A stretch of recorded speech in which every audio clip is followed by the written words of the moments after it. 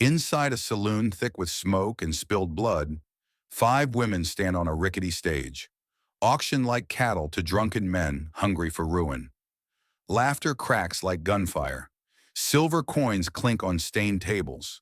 Orson Pike sneers, "Who'll open the bid? 2 bottles of rye for her soul." Hope dies in their eyes, but then he appears.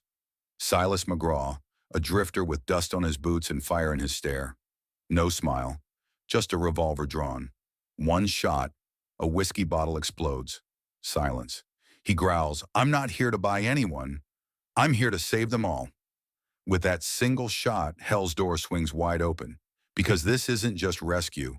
It's a fight for freedom, for dignity, for the chance to prove that sometimes love must pull the trigger for justice. Inside a saloon thick with stale smoke and spilled whiskey, 5 women stand on a battered stage, each one more ghost than flesh. Orson Pike, the man who thinks he owns them, leans against the bar like he owns the whole world, tapping his greasy ledger. His grin is poison, slicing through the haze of cheap cigar smoke and the drunken drawl of gamblers drunk on other people's misery. "Who'll open the bid? 2 bottles of rye for her soul," Pike snarls, his voice cutting through the muttered curses and laughter. He nods at the youngest, Emmy Rose. She flinches as a drunk lunges forward to grab a better look, his eyes crawling over her small frame like she's a lamb on the slaughter block. Maggie Doyle, broad-shouldered, arms crossed tight, stares straight ahead, jaw locked. Her father lost her to Pike over a pile of cards and a bottle of cheap bourbon. The rope burns on her wrists are still raw, bright purple and angry. She fought like a cornered wolf until they broke her down. But the fire in her eyes says she's not finished fighting yet. A step behind her stands Grace Holloway, once called Naomi. Her lips cracked, eyes lost somewhere far away. She hasn't spoken a word since her last husband tried to drown her in a horse trough and left her half dead in the freezing mud. A pale scar curves under her chin like a half-healed threat. Her hands are clasped in front of her, knuckles white, praying maybe, but to a God who has long since stopped listening. Next to them is Eleanor Ellie Shaw, her old nurse's apron still tied neat and proper around her thin waist. During the war, she saved wounded enemy boys, patched them up when everyone else wanted them to die. That mercy branded her a traitor and exiled her from the only place she'd ever known as home. Now she stands like a ghost, eyes fixed on the floorboards, whispering the names of the dead under her breath, a rosary of boys she couldn't save. Luz Maria Santana, once the Havana starlet, stands in a faded red dress with a torn hem that brushes dusty boots. A bruise blooms across her bare shoulder like a black flower, but her spine stays perfectly straight. Her dark eyes sweep the crowd, daring every man in the room to meet her gaze and see a woman instead of a prize. That look, cold, sharp, and unbroken, is a warning. She is not as easy to break as they hope. And Emmy Rose, barefoot, dress slipping from her shoulder, hair tangled like brambles, stands frozen. Her small hand clutches the hem of her skirt like it's the last thing keeping her from falling through the floor. The rumor in town as she talks to the wind, that she never closes her eyes when she sleeps, that some ghosts wear skin. Each of these women represents a type of survival. Maggie's rage is her armor, always ready to burn down whatever cage they try to build around her. Grace's silence is her fortress, the one wall no man can breach. Ellie's sacrifice is the burden she bears, an unholy price for a heart too kind for this world. Emmy Rose's trauma hangs like a haunting ghost that refuses to let go. And Luz Maria's defiant pride, that's the flame that keeps her spine straight when Pike wants her to crawl. It's easy to think we've come so far since saloons like this, but you'd be shocked how the same power games thrive today. Different setting, same exploitation. Mail-order brides still exist. Trafficking didn't die with the Wild West. It just learned to hide behind websites, contracts, and polite words. Some cages are built from wood and rope, others from silence and shame. And here tonight, every silver coin dropped on that bar says one thing. Some men still believe a woman's life is worth exactly what they're willing to pay. The warped saloon doors creak on their rusty hinges, breaking through the stale haze of cigar smoke and cheap whiskey. Boots scrape the sawdust floor as a dozen heads twist toward the door. At first, nobody really sees him. Just another drifter passing through Rust Hollow, too broke or too dumb to know better than to walk into Orson Pike's den after midnight. But then they notice how he stands, how still he is, how he's not here to drink or gamble or lick the boots of the bastard who thinks he owns this place. Silas McGraw doesn't announce himself. The name travels on its own, a whisper that clings to the corners of frontier towns like windborne dust. Don't cross the man who's got nothing left to lose. Dust clings to the hem of his long coat. His revolver rides easy at his hip, the leather holster molded by years of survival. The way a man molds steel to fit his hand in his will. He carries no smile, no drunken swagger, no offer to bid for flesh. The room knows, before he even moves, that trouble just walked in. Pike leans forward, that lazy grin twitching at the edges, as he lifts his glass of rye in mock greeting. "Well, look what the prairie wind dragged in," Orson drawls, voice slick with snake oil. "Care to join the bidding, Mr. McGraw? Or you just here to drink your guts into the floorboards like the rest?" Silas doesn't answer. He just lets his eyes drift up to the stage, to the five women. For a heartbeat, they don't dare breathe. Maggie narrows her eyes, assessing him like she's measuring how deep the grave will be when he fails. Luz Maria lifts her chin in defiance, refusing to let hope flicker so easily. Grace trembles, hands still locked in prayer, while Ellie Shaw's lips shape a silent warning. "Don't do this, stranger." But Emmy Rose just stares back, wide eyes full of something so fragile it hurts. The thin, trembling edge of a ghost wanting to live. The drunk nearest her reaches out, a dirty hand clawing at her tangled hair. The girl doesn't even flinch. She's learned by now that flinching only feeds them. She just clutches the torn hem of her dress tighter. And then Silas moves. One step forward, hand on the revolver's grip. A heartbeat later, the barrel flashes. A single gunshot splits the saloon in two. The bottle in the drunk's hand explodes in a burst of glass and cheap whiskey, spraying across his shirt. The drunk shrieks and stumbles back, hand dripping with booze and blood where the shards nicked his skin. Silence swallows the filth. Boots freeze mid-step, dice clatter to the floor, and the piano player, halfway through some bawdy tune, lets the last note die in the stale air. Silas's voice cuts through the stillness, rough as gravel, low as thunder before it breaks. "Don't touch her." He stares straight at Pike now, eyes flat and cold, like winter when it decides it's done showing mercy. "I'm not here to bid," he says. Each word lands like a hammer. "I'm not here to bargain. I'm here to take them all." A ripple of disbelief flickers across the room, then laughter. Ugly, barking laughter.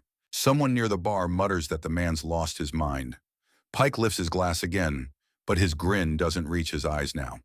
"All of them?" Pike spits, voice sharp as a knife's edge.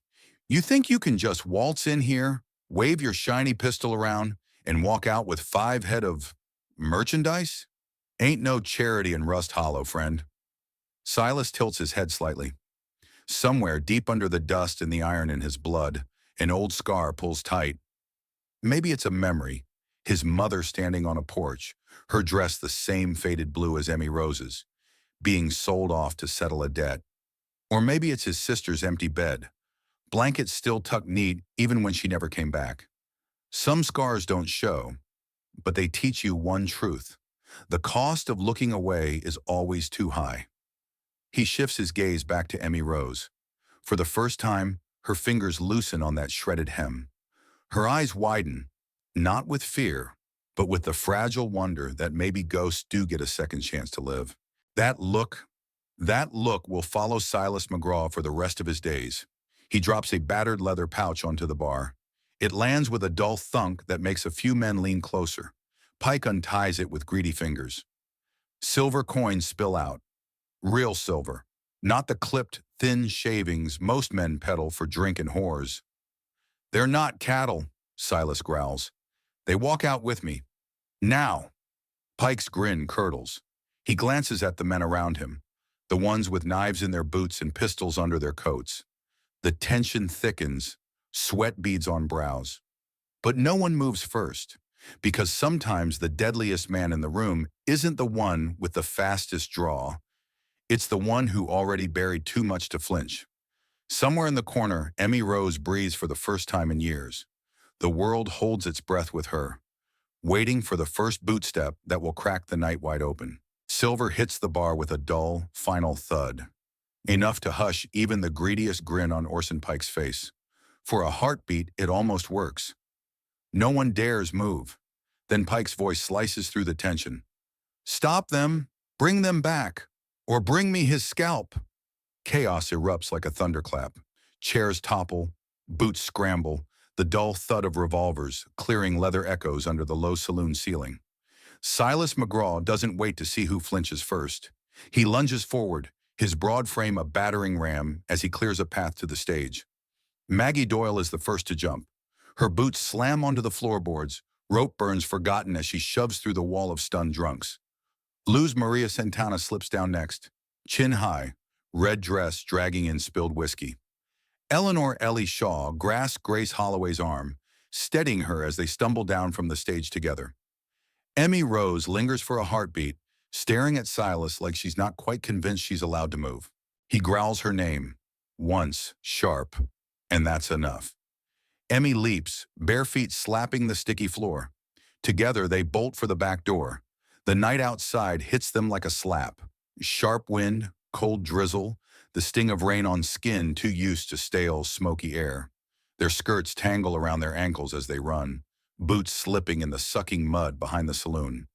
Somewhere behind them, Pike's men crash through the swinging doors, their curses riding on the wind like a curse. A shot cracks. The bullet splinters the side of a rotting barrel just inches from Luz Maria's shoulder.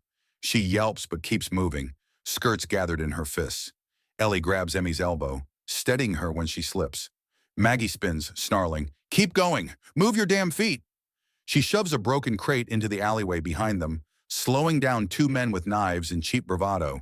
Silas follows at the rear, revolver raised, boots pounding through ankle-deep puddles that reek of horse piss and old blood. The metallic scent of fresh gunpowder clings to the rain, a cruel perfume. His eyes cut side to side, every shadow a threat. He knows the back streets better than any of Pike's hired knives. He angles them toward the old warehouse near the livery, barking short commands that cut through the women's ragged breathing. Inside, the warehouse is darkness stitched with moonlight through broken rafters. Rusted tools, rotting crates, and abandoned hay bales create a maze. Grace stumbles on a nail jutting from the floor. Emmy doubles back, grabbing her arm, voice breaking on a whisper. "Not now. Not now." Grace nods, eyes wide, pushing forward. Gunfire barks behind them. A bullet punches through a rotted beam, showering Luz Maria with splinters. She ducks, hissing a curse in Spanish. Silas shoves an old plow against the door, bracing it just long enough for them to scramble out a side hatch into the yard beyond. There, his horse, still tied where he left it near a crooked fence. Silas swings into the saddle, his coat soaked through, revolver still warm in his hand. He turns, shouting, "This way!" His voice is rough, but there's iron in it, enough to push exhausted legs a few steps more.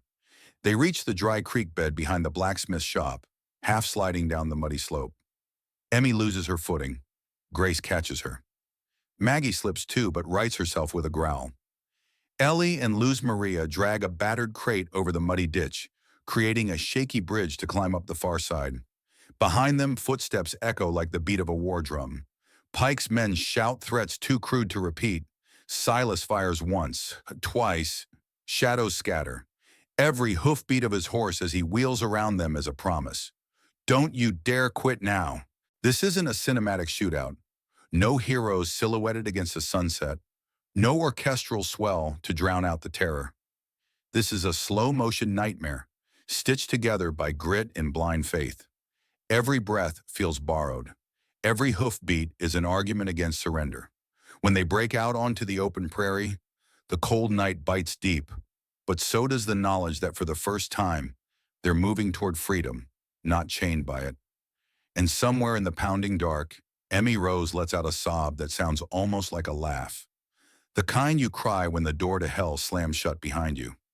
Silas McGraw's ranch sits alone at the ragged edge of the prairie. nothing but wind and raw sky to keep it company. It isn't much to look at. A squat wooden house weathered gray by storms, fences that lean like old men too tired to stand straight, a porch that creaks with every step like it's remembering the weight of ghosts. But for five women who once stood on a stage like cattle for sale, this battered patch of dirt and splintered wood feels like the first real shelter they've ever known.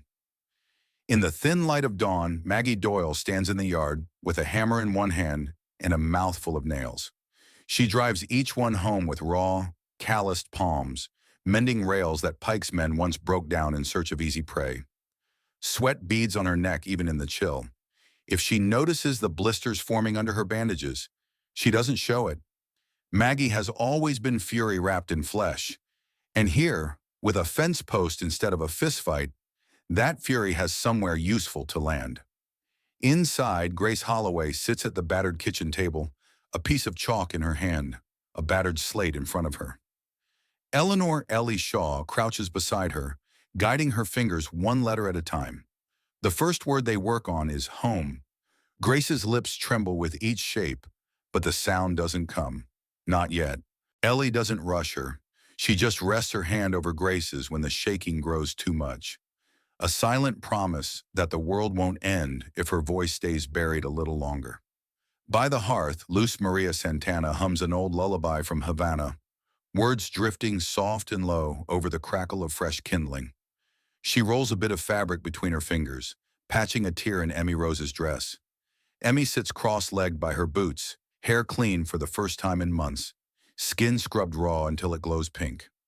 She doesn't talk much, but when Luz's tune changes from minor to something sweet, Emmy's fingers tap the beat on her knee, like a ghost learning to dance again. Silas watches them from the porch. One boot propped on the railing, rifle balanced across his thighs, he scans the horizon out of habit. Years of dust and bad roads have taught him not to trust quiet for too long, but he's learning, slowly, that sometimes the stillness is just that, a chance to breathe. There's no magic switch from trauma to healing. The women carry their scars like maps, reminders of the roads they had to crawl to get here.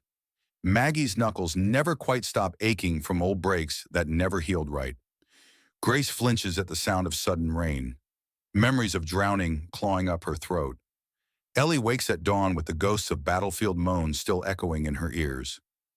Luz Maria has to stand with her back to the wall when she sings, just in case someone tries to sneak up behind her. And Emmy Rose. She sometimes curls up on the porch steps at night, too afraid to sleep under a roof that doesn't leak. But here they get to draw new lines across those maps. Here they find ways to stitch the broken places back together, not to erase what happened, but to remind each other they're not trapped by it anymore. Maggie teaches the others how to bind a fence tight enough to keep coyotes out. Ellie keeps the hearth warm and the water basin clean, humming the same hymn she once sang to dying soldiers. Luz Maria hangs strips of bright fabric from the windows, splashes of color against the gray. And Grace begins to sign words to Emmy, simple ones like safe and stay and family. One night after the work is done, Silas passes by the open window and sees all five of them crowded around the kitchen table. Maggie is telling some wild story with her hands flying in every direction. Luz Maria laughs so hard she snorts. Ellie hushes them, pretending to scold, but her smile gives her away. Grace watches them all with a soft glow in her eyes. Emmy Rose just leans her head on the table's edge, eyes half closed, finally daring to believe she won't wake up back in Pike's filthy saloon. Outside that window, the prairie wind howls like a coyote. But inside, they are safe for now. Safe enough to dream. It doesn't take Orson Pike long to spin his poison. A week after the women vanish from his stage, he stands in the dusty square of Rust Hollow, waving his ledger like scripture. His voice rings through the crowd, slick and sharp. Silas McGraw stole what was mine. 5 women bound by contract, taken in the dead of night. What's next, folks? What good is law if any drifter can tear it up with a bullet and a bag of silver? The people gather, farmers, shopkeepers, the same men who once laughed while Emmy Rose trembled under the lamplight. Now they pretend they never saw. Righteous whispers spread like brush fire. It's indecent. It's immoral. 5 women alone with a man like that? The church doors swing wide for a meeting. Wooden pews groan under the weight of folk who haven't stepped inside since last winter. Reverend Amos Wilkes stands at the pulpit, sweat shining under his collar as he fumbles with Pike's papers. He tries to read them like gospel, but his voice shakes on the words unlawful detainment, moral deviation, immediate return. Outside, the wind whistles through the cracked, stained glass, carrying the echo of a dozen prayers no one's sure they mean. The women stand in the back row, shoulders brushing, heads high. Maggie crosses her arms like she's daring anyone to chain her again. Luz Maria stares straight at Pike, lips curled into the ghost of a smile. Eleanor Ellie Shaw has her hands folded over her apron, calm as a storm biding its time. Emmy Rose clings to Grace Holloway's sleeve, eyes wide but unblinking. This is the part that hits hardest. The good folk didn't light the torches, but they sure didn't blow them out either. They hide behind Bibles and polite nods, hoping the flames won't touch them if they stand very still. A creak of old wood. An old woman in a black bonnet leans across the aisle toward Grace, her voice thin as moth wings. "Girl, you should go home while you still can, before they come for him, before they come for you." Grace's throat works. No sound comes. She lifts her chalkboard, the one Ellie found in a dusty attic trunk. 4 words scrawled neat in white chalk. Home is here now. The old woman sees it, flinches like she's glimpsed a ghost, and turns away. Around Grace, the other women stand taller. No one says a thing, but the hush that settles inside the church feels like a promise. They may burn the fences down, they may tear the roof apart, but this time they won't walk out quiet. Silence, they've learned, is its own sin, and they're done being silent. They come just before dawn, when the wind carries a promise of rain, but the sky still holds its breath.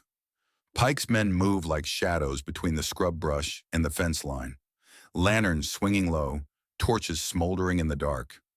The barn door shudders once, twice before fire licks up the dry wood, hungry and quick. Inside the house, Eleanor Ellie Shaw wakes first, the scent of smoke snapping her from a half-sleep. She shakes Maggie Doyle awake. Maggie bolts upright, fists clenched before her eyes are even open. Luz Maria Santana drags Emmy Rose and Grace Holloway from their bedrolls by the hearth. No one screams. Fear is a luxury they left behind in that saloon. Outside, the stable groans as the roof timbers catch. Horses scream, hooves batter the stalls. Silas McGraw is already there, swinging the heavy barn door open with his shoulder. He curses under his breath, shoving a beam aside to clear a path for the animals. Sparks catch in his hair, his shirt sleeve smolders, but he doesn't feel it yet. The only thing he sees is the opening. Freedom for something that can't fight back. Beyond the flames, Grace stumbles into the yard, eyes wide with that old drowning terror. One of Pike's hired knives grabs her by the hair, dragging her toward the fence line. Emmy Rose, barefoot, breath ragged, grabs the first thing she finds, a half-burnt branch from the woodpile. She swings it with both hands, cracking it across the man's shoulder. He turns, towering over her, hand raised to strike. She doesn't flinch, just lifts the branch again, her grip splintered and raw. In the chaos, Maggie tackles another thug into the mud, fists landing with the fury of a woman who's been waiting her whole life to hit back. Luz Maria pulls burning hay from the doorway, clearing a path for the last horse to bolt free. Silas fights like a man who never wanted violence, but learned a long time ago that protection leaves no room for cowards. He moves through the smoke and fists and broken glass with the grim calm of someone who's already buried too many to fear dying. A knife grazes his ribs, he barely notices. Another man lunges. Silas catches him by the collar, slams him hard enough to rattle his teeth, and leaves him gasping in the dirt. Sometimes good men don't look like saints. They look like the only ones willing to stand still when hell knocks. And tonight, when the flames roar and the wind howls like a wolf at the door, Silas stands his ground so 5 women can stay free. And for the first time, the night gives them back the dawn instead of taking it away. When the last embers of the stable fire cooled, Silas McGraw's ranch stood battered but unbowed. Emmy Rose, Maggie, Grace, Ellie, and Luz Maria chose to stay. Not because they were chained, but because they were finally free to choose. Out here, fences still break, roofs still leak, and wounds take years to heal. But they know now that true freedom isn't handed over. It's defended piece by piece every time you stand up for someone who can't. Maybe you've never swung a branch to fight off a man twice your size, but chances are you've had to protect your family in ways nobody else saw. Maybe you've never faced down a mob with torches, but you've kept your loved ones safe when gossip, cruelty, or silence threatened to burn your home from the inside out. This old frontier tale reminds us that good men and good women don't always look holy or polished. Sometimes they just stand up and stay when hell knocks. And maybe that's a lesson we still need today, that kindness without courage is too easily trampled, that the small things, fixing a fence, mending a shirt, teaching a child to sign home, are bigger than any hero's gunfight. What do you think, friends? Do you believe this kind of courage still lives in our towns and families today? Drop a comment below. Share your thoughts or a story from your own life. How would you stand up if the fire came to your door? Thank you for riding along with me through this tale. If it moved you, please tap like, subscribe, and share it with someone who still believes that some things, freedom, dignity, and a warm place to sleep, are worth fighting for, no matter your age. Until next time, stay safe, stay kind, and ride on.